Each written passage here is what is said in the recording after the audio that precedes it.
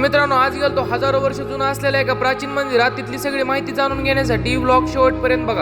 राम राम मित्रांनो, कॉलेज वगैरे सुटल्याच्या नंतर आम्ही दोघ जण निघालात बघा आपल्या अंबाजोगाईत असलेल्या खूप प्राचीन मंदिराकडे, म्हणजेच आपल्या हत्तीखान्याकडे, जे की हजारो वर्ष जुनं आहे। हे प्राचीन मंदिर आपल्या योगेश्वरी देवी पासून 500 मीटर अंतरावर आहे। या मंदिराच्या आतमध्ये जाण्यासाठी पण दगडांमधून गुफेसारखा रस्ता कोरलेला आहे बघा। मध्ये आल्याच आपल्याला दगडांचे खूप मोठे मोठे हत्ती दिसतात, ते की 12व्या शतकात कोरलेले असावेत। मित्रांनो, या मंदिराविषयी खूप साऱ्या दंतकथा आहेत। असं म्हणलं जातं की आपल्या अंबाजोगाईतल्या योगेश्वरी देवीचं आणि परळीच्या वैजनाथ देवाचं इथे लग्न होतं, पण ते लग्न कोंबडा बांग द्यायच्या आधी होणार होतं, पण काही कारणामुळे ते झालं नसल्यामुळे इथले माणसं आणि प्राणी सगळे दगडाचे झाले। हे खरं आहे का खोटं आहे मला पण माहित नाही, तुम्हीच कमेंट करून सांगा मित्रांनो। एवढा कडक उन्हाळा असून पण मंदिराच्या डाव्या साईडच्या दगडांमधून खूप पाणी येत आहे। नंतर मी निघालो बघा तिथं दगडात कोरलेल्या खूप प्राचीन लेण्यांकडे। ही आहे बघा पहिली लेणी। या लेणीमध्ये खूप सारं पाणी गळत होतं आणि इथे थोडासा कचरा पण होता। या मंदिरात सगळ्या मिळून दगडात कोरलेल्या 6 लेण्या आहेत। या लेण्यामध्ये आपल्या हिंदू देवी देवतांच्या खूप साऱ्या मूर्त्या पण कोरलेल्या आहेत, जे की काळानुसार आता दिसत नाहीत। आणि इथल्या काही लेण्यांमध्ये खूप मोठे मोठे दगड पण तसेच ठेवलेले आहेत। त्यांचा त्या काळामध्ये काही उपयोग होत असेल म्हणून ते तसेच ठेवलेले असतील। मित्रांनो, इथे काळजी घ्यायची खूप मोठी गोष्ट आहे बघा। हे ठिकाण खूप जुनं असल्या कारणाने